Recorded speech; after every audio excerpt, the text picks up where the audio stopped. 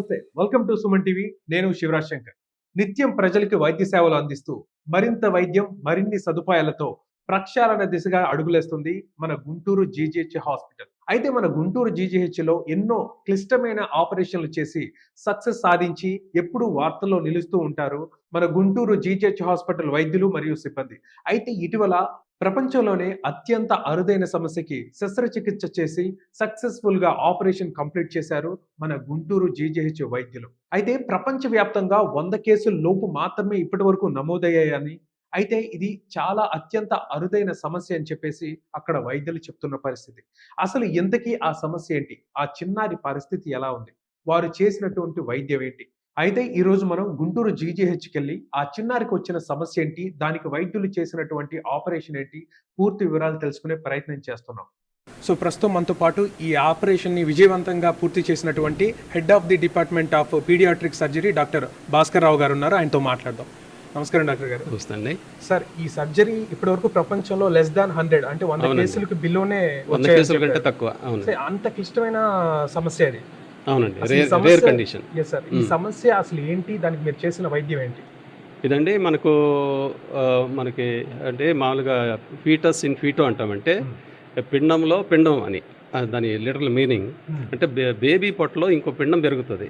అంటే మామూలుగా ఇది ఒక విధంగా మనకు కమలంలో ఎట్లా తయారవుతారో అదే పద్ధతిలో రెండుగా ఒక కణం రెండుగా అయిపోయి దానికి పూర్తిగా తయారవ్వకుండా ఒకటి డామినేట్ చేసేసి రెండోది ఒకదాని పట్ల పెరుగుతుంది. దానివల్ల ఏంటంటే ఒక బేబీ మామూలుగా ఉంటుంది, ఇదేమో పిండం దశలోనే అట్లాగే ఉండిపోద్ది. పెరుగుదల ఉండదు, గ్రోత్ ఉండదు, దానికి లైఫ్ ఉండదు. అయితే మిగతా అవయవాలన్నీ ఉంటాయి, అంటే కాళ్ళు, చేతులు, వెన్నుపూస, అట్లాగే లివరు, అన్నీ పుర్రె లాంటిది, కళ్ళు లాంటివి అన్నీ ఉంటాయి. అయితే బ్రెయిన్ ఉండదు, అంటే మెదడు ఉండదు. అది అంటే కంపాటబుల్ అయితే లైఫ్ కంపాటబుల్ కాదు. దానికి ఏంటంటే ఆ బిడ్డ నుంచే రక్తనాళం నుంచే సప్లై తీసుకుంటుంది, దాని నుంచే సర్వే అవుతుంది. దాని మీద అంటే ఒక విధంగా పరాన్నజీవి లాగా పొట్టలో ఉంటుంది. సరే, కవల పిల్లలకి ఇప్పుడు ఉన్నటువంటి ఈ సమస్యకి ఏమైనా డిఫరెన్స్ అంటే దీనికి లైఫ్ ఉండదు. ఈ పిండం అయితే ఉందో దానికి పూర్తి లైఫ్ ఉండదు, అంటే పూర్తి నార్మల్గా డెవలప్ అవడానికి స్కోప్ ఉండదు. ఇన్కంప్లీట్ డెవలప్మెంట్ అనమాట. అయితే దీని సర్వైవల్ అంటే ఇది సర్వైవ్ అయ్యేదంతా కూడా మెయిన్ బేబీ మీదే ఉంటుంది. దాని నుంచి ఆహారం తీసుకోవడం, అంటే ఆహారం అంటే రక్తం తీసుకోవడము, గ్లూకోజ్ అవి తీసుకోవడం, మినరల్ తీసుకోవడం అన్ని అక్కడి నుంచి చేస్తుంది. సార్, మీరు వైద్యం చేసినటువంటి ఆ చిన్నారికి ఎంత వయసు ఉంటుంది? ఇప్పుడు 4th మంత్ అండి. 4th మంత్ అంటే ఆ బేబీ స్టమక్ లో ఉందా ఈ పిండం? అవునండి. బేబీ పొట్టలో వెన్నుపూసకు దగ్గరగా ఉన్నది. అంటే వెన్నుపూసకు దగ్గరగా ఉండి మేజర్ రక్తనాళాలు, అంటే పెద్ద పెద్ద రక్తనాళాలు చుట్టూ కూడా వాటిని ఎన్కేజ్ చేసుకుంటా ఉన్నది. కొద్దిగా అంటే it was a difficult case. Main ఏంటంటే మనం ఆ రక్తనాళాల నుంచి సపరేట్ చేయ పిల్లలకి ఇప్పుడున్న ఈ పరిస్థితికి డిఫరెన్స్. కవల పిల్లలు అంటే అవి రెండు కూడా లైవ్. ఇక్కడ ఏంటంటే ఒకటే లైవ్, ఒకదానికి లైఫ్ ఉండదు. అదంతా కూడా ఒక గడ్డలాగా ఉండి అది మొత్తం అవయవాలు ఇన్కంప్లీట్గా డెవలప్ అయి ఉంటాయి. ఎట్లా మనకు వెన్నుపూస ఉంటుంది, పుర్రె లాంటిది ఉంటుంది, కళ్ళు లాంటివి ఉంటాయి, బ్రెయిన్ అయితే ఉండదు. అట్లాగే మిగతా లిమ్స్ అంటే కాళ్ళు, చేతులు కూడా ఉంటాయి.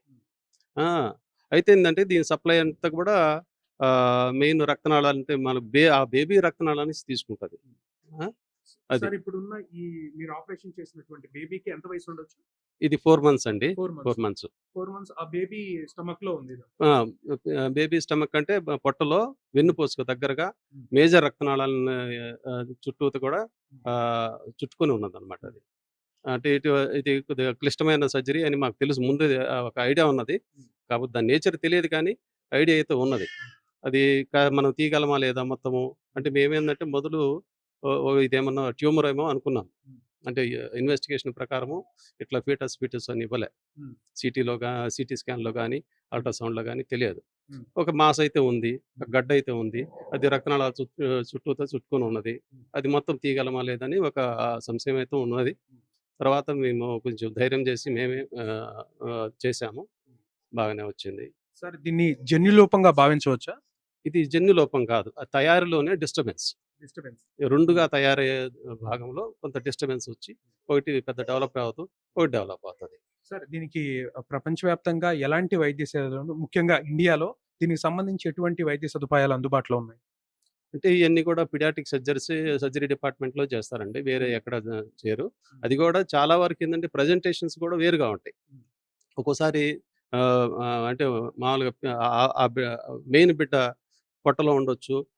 లేత పెల్విస్ అంటే నడుము దగ్గర ఉండొచ్చు. ఛాతీలో ఉండొచ్చు. ఒక్కోసారి బ్రెయిన్‌లో కూడా ఉండొచ్చు. అట్లా ఉంటాయి. అయి రేరు. బట్ ఎక్కువ మాత్రం పొట్టలో ఉంటాయి. 80% పొట్టలోనే ఉంటాయి.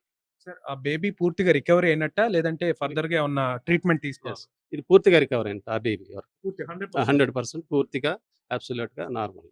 సార్ ఇటువంటి కేసెస్‌లో సక్సెస్ రేట్ ఎంత వరకు ఉండొచ్చు? సక్సెస్ అంటే మనకు మెయిన్ అక్కడ ఎక్కడ అటాచ్ అయిందని మనకు తెలుసుకోవాలండి. హ్మ్. అక్కడున్న రక్తనాళాల పొజిషను, మనం వాటిని సెపరేట్ చేయగలమా లేదా? ఒకవేళ మనకేమన్నా డ్యామేజ్ అయితే దాన్ని మళ్ళీ రిపేర్ చేయగలమా లేదా? ఆటి మీద డిపెండ్ అవుతుంది. సో ఈ పర్టిక్యులర్ సమస్యకి మీరు చేసినటువంటి వైద్యం గురించి ఏమైనా చెప్తారా? మేమేమందంటే మాకు ఈ కడుపులో గడ్డతో అనే వచ్చాడండి. మాకు పీడియాట్రిక్ డిపార్ట్‌మెంట్ నుంచి రిఫరల్ వచ్చింది. మా దగ్గర పెట్టుకున్నాము. మేము ఇక్కడ ఆపరేషన్ చేశాము. చేసేటప్పుడు ఏందంటే మనం పొట్ట ఓపెన్ చేస్తాం. చేసిన తర్వాత అది ఎక్కడుందో చూసుకుంటాము. చూసుకున్న తర్వాత కొంత అంటే అంతా మొత్తం ఏం కనిపించదు. కొంత కనిపించిన వరకు మెల్లగా స్లోగా మనం డిసెక్ట్ చేసుకుంటూ ఎళ్లి ఆ రక్తనాళాలు ఎక్కడెక్కడైతే మనకి డేంజరస్‌గా ఉంటాయో అది అక్కడ టైమ్ స్పెండ్ చేస్తాం. మాకు 4 గంటలు పట్టిందిది చేయటానికి. సార్ ఇప్పుడు బేసిక్‌గా చిన్న పిల్లలకి ఒక ఏజ్ వచ్చేంత వరకు టీకాలివ్వరు. ఇంజెక్షన్స్ కూడా ఇవ్వరు. సో 4 మంత్స్ బేబీ అంటున్నారు. అవును. ఆపరేషన్ కదా! అవును. దీని గురించి ఏమైనా చెప్తారా? అంటే టీకాలు ఆల్రెడీ ఏయించుకున్నారండి వీళ్ళు. వీళ్ళంతా ఆల్రెడీ చాలా హాస్పిటల్ తిరిగొచ్చారండి ఇక్కడకు. దాదాపు 5, 6 హాస్పిటల్ తీసుకొని తిరిగొచ్చారు. వాళ్ళు 25,00,000, 20,00,000 కొని అట్లా అంటే కనుక్కొనొచ్చినారు. ఇక్కడికొచ్చారు. ఇక్కడికొచ్చిన తర్వాత సూపరింటెండెంట్ గారు మాకు స్పెషల్ కేర్ కోసం అని చెప్పారు. ఆ! అర్లీగా చేయండి అని. మేము అట్లాగే అర్లీగా చేసాము. రైట్. ఇక ఓవరాల్‌గా ఈ వైద్యం గురించి, ఇక్కడ జరుగుతున్నటువంటి ప్రక్రియ అంతా గురించి మీరేం చెప్తారు? ఇప్పుడు మన అంటే ఈ కోస్టల్ రీజియన్‌లో నాకు తెలిసిన వరకు అంటే మనకు నెల్లూరు నుంచి మాకు రిఫరల్ అన్నీ కూడా నెల్లూరు నుంచి, ఇటు తెలంగాణ మిర్యాలగూడ, ఖమ్మము, సత్తుపల్లి, ఇటు రాజమండ్రి నుంచి కూడా ఇక్కడికే వస్తారండి పేషెంట్లు. పీడియాట్రిక్ సర్జరీ అంటే ఇక్కడికి రావాల్సిందే. ఇంక వేరే పెద్ద సెంటర్స్ అయితే లేవు. ఎస్టాబ్లిష్డ్ సెంటర్స్ అయితే లేవు. ఇక్కడైతే అన్నీ మేము సదుపాయాలున్నాయి. Will do our best. ప్రస్తుతం మనతో పాటు head of the institute superintendent Kiran Kumar గారు ఉన్నారు. ఆయనతో మాట్లాడదాం. కిరణ్ కుమార్ గారు నమస్కారం. నమస్తే అండి. సార్ ఒక సక్సెస్‌ఫుల్‌గా ఈ జీజీహెచ్ నుంచి ఇంత పెద్ద ఆపరేషన్ జరగడం నిజంగా చాలా గొప్ప విషయం. దీని గురించి ఏం మాట్లాడతారు? డెఫినిట్‌గా ఇవాళ గవర్నమెంట్ జనరల్ హాస్పిటల్ గుంటూరులో ఒక అద్భుతానికి ఆవిష్కరణ జరిగింది అనుకోవాలి. ఇలాంటి అరుదైన కేసులు వస్తూనే ఉన్నాయి. చాలామంది వస్తా ఉన్నప్పుడు ఈ బేబీ నా దగ్గరికి అప్రోచ్ అయినప్పుడు ఒక మీడియా మిత్రుడి ద్వారా రావడం జరిగింది. ఆ మిత్రుడు నాకు ఫోన్ చేసి, "కిరణ్ గారు కొద్దిగా చూడండి, వీళ్ళు చాలా చోట్ల తిరిగారు. డబ్బులు లేవు పాపం. దాదాపు 10, 15 లక్షలు, 20 లక్షల దాకా అడిగారంట. కడుపులో గడ్డ ఉందంట. తల్లి చనిపోయింది. సుప్రియ వాళ్ళ మదర్ పేరు. ఈ బేబీ వాళ్ళ మదర్ పేరు సుప్రియ. డెలివరీ అయిన తర్వాత ధనుర్వాత వచ్చి చనిపోయిందని మనకి వచ్చిన ఇన్ఫర్మేషన్ అండి. అది కూడా విజయవాడలో జరిగిందని. ఆ తర్వాత విజయవాడలో చాలా ప్రైవేట్ హాస్పిటల్ కూడా తిరిగి వాళ్ళ హస్బెండ్ అతని పేరు శోభన్ బాబు. శోభన్ బాబు తను తీసుకొని రావడం జరిగింది. అతను కూడా కన్నీళ్ల పర్యంతరమయ్యి అసలు భార్య చచ్చిపోయిన దుఃఖంలో ఉన్నాడు తను.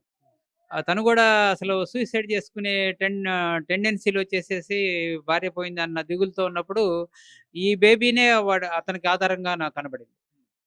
ఇతని కోసం నేను బతకాలి. ఈ బేబీ కోసం నేను బతకాలి అన్న ఉద్దేశంతో ఆ శోభన్ బాబు ఎక్కని హాస్పిటల్ లేదు. దిగని మెట్లు లేవండి. చాలా చోట్ల తిరిగాడు. చివరికి నా దగ్గరికి రావడం జరిగింది. ఒక మీడియా మిత్రుడి ద్వారా రామకోటేశ్వరని మన మిత్రుడు ఉన్నాడు. అతను పంపించాడు. పంపించినప్పుడు నేను వెంటనే ఆ రోజు సండే అయినా కూడా మన భాస్కర్‌కి చెప్పేసి అడ్మిట్ చేయాలని చెప్పేసి అడ్మిట్ చేయించేసి ఇక్కడ కొన్ని పరీక్షలు చేసాం. ఆ పరీక్షల్లో అయితే మాత్రం తేలలేదు. బట్ ఇలాంటి అంగవైకల్యమా అనుకోవాలి. ఇవన్నీ కూడా ఎలా ఉంటాయంటే పుట్టుకతో జరిగే లోపాలండి. పుట్టుకతో వచ్చే లోపాలను మనం తీసుకోవాల్సిన అవసరం ఉంది. యూజువల్‌గా మనం చూస్తా ఉంటాం, చాలా మందికి ఇద్దరు పిల్లలు పుడతా ఉంటారు. కమల పిల్లలు అంటా ఉంటాం. కొంతమంది ట్రిప్లెట్స్, నలుగురు, ఐదుగురు ఒకే కాన్పులో 7, 8 మంది పుట్టిన సంఘటనలు, 10 మంది బిడ్డలను కన్న తల్లులను కూడా మనం చూస్తున్నప్పుడు ఒక జైగోట్ ఫార్మ్ అయ్యి, ఒక పిండం ఫార్మ్ అయ్యి, అది డెవలప్ అయ్యే క్రమంలో అది 2గా విడిపోయి ఇద్దరు కవలలుగా పుడతారు. అది 4 అయినప్పుడు నలుగురుగా ట్రిప్లెట్స్ నలుగురు పిల్లలుగా పుట్టే అవకాశాలుంటాయి. ఈ క్రమంలోనే కొంత అవకతవకలు జరిగి, ఒక బిడ్డ పూర్తిగా డెవలప్ అయ్యి, ఒక బిడ్డ పూర్తిగా డెవలప్ కాక, ఆ డెవలప్ కాని బిడ్డ డెవలప్ అయిన బిడ్డకి అటాచ్‌మెంట్ అయ్యి ఆ కడుపులోనే ఉండటం. ఒక్కోసారి భాస్కర్ చెప్పినట్టు తలలో ఉండొచ్చు, థొరాక్స్‌లో ఉండొచ్చు, పెల్విస్‌లో ఉండొచ్చు, ఔట్ సైడ్ కూడా ఉండొచ్చు. కాబట్టి ఎక్కడైనా కూడా ఆహ్, ఆహ్, విభజన జరిగే క్రమంలో కొంత లోపం జరిగింది కాబట్టే ఇలాంటివి వస్తా ఉంటాయి. ఇలాంటివి అరుదుగా మనకు సంఘటనలు పుస్తకాల్లో డిస్క్రిప్షన్‌లు ఉన్నాయి గానీ, లిటరేచర్‌లో వచ్చి చూసుకుంటే మనకి 100 కన్నా తక్కువ కేసులే ఇవాళ ప్రపంచవ్యాప్తంగా నమోదవ్వటం అనేది అరుదైన చర్యగా మనం తీసుకోవాలి. సార్ ఇది చాలా మంది డాక్టర్లకే చాలా కొత్త కేసు. ఇలాంటి కేసులు వచ్చినప్పుడు తల్లిదండ్రులు గుండె పగిలిపోయినంత పరిస్థితి వస్తుంది. ఎక్కడికి వెళ్ళాలో తెలీదు. ఇక గవర్నమెంట్ హాస్పిటల్స్‌కి వెళ్తే సరైన వైద్యం అందుతుందా లేదని చాలా మందిలో డౌట్ ఉంది. బట్ ఇక్కడికొచ్చి చూస్తే మాత్రం పరిస్థితులన్నీ అసలు వేరుగా ఉన్నాయి. చాలా పెద్ద సమస్య. ఈ పెద్ద సమస్యని చాలా అలవోకగా ఆపరేషన్ చేసి క్లియర్ చేశారు. దీని గురించి ఏం చెప్తారు? సో, ఇలాంటివి డెఫినిట్‌గా ఇవాళ ఆధునికమైన వైద్యం అందుబాటులోకొచ్చిన తర్వాత కొన్ని కొన్ని స్కానింగ్‌లున్నాయండి. టిఫా స్కానింగ్ అనేది మనం ఈ మధ్య కాలంలో చాలా ప్రాచుర్యం పొందింది. ప్రతి ఒక్కళ్ళు గూడా దాన్ని చేయించుకుంటున్నారు. ఆ టిఫా స్కానింగ్ చేస్తే మాత్రం బిడ్డలో కలిగే అంగవైకల్యాలు గానీ, మెదడులో లోపాలు గానీ, స్పైనల్ కార్డ్ లోపాలు గానీ, అలానే ఇలాంటి ట్విన్స్‌లో వచ్చే లోపాలు గూడా గ్రహించవచ్చు. బట్ ఈ టిఫా స్కాన్ అనేది ప్రాపర్‌గా జరగలేదు అనిపించింది నాకు. జరిగుంటే మాత్రం ఇవాళ సర్జరీ అనేది ఆధునికమైన యుగంలో సర్జరీ అంటే in vitro surgery.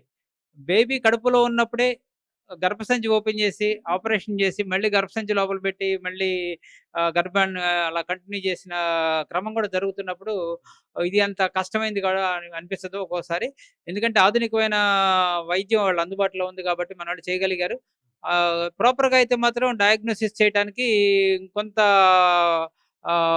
TIFFA scan గాని, అల్ట్రాసౌండ్ గాని, ఎంఆర్ఐ స్కాన్ గాని ఇవన్నీ కూడా ముందే చెప్పుంటే ఇంకొంత ప్లాన్డ్‌గా చేయటానికి వీలయ్యేది. బట్ ప్రజలైతే మాత్రం కొంత ఆందోళన, ఎస్పెషల్లీ తల్లిదండ్రులకి ఆందోళన ఉంటుందండి. ఎందుకంటే లోపల కడుపులో బిడ్డ కడుపులో ఏదో ఉంది. ఏటి అని తెలీదు. అది గడ్డ కావచ్చు, క్యాన్సర్ గడ్డ కావచ్చు, లేకపోతే ఇంకోటి కావచ్చు. ఇలాంటి ఫీటస్ ఇన్ ఫీటో కడుపు లోపల శిశువు లోపల పెరగని శిశువు ఉన్నది అనేది ఎవరు ఊహించలేరు కాబట్టి, అది మనం ఆపరేషన్ అయిపోయిన తర్వాతనే ఈ విషయంలో బయటపడింది.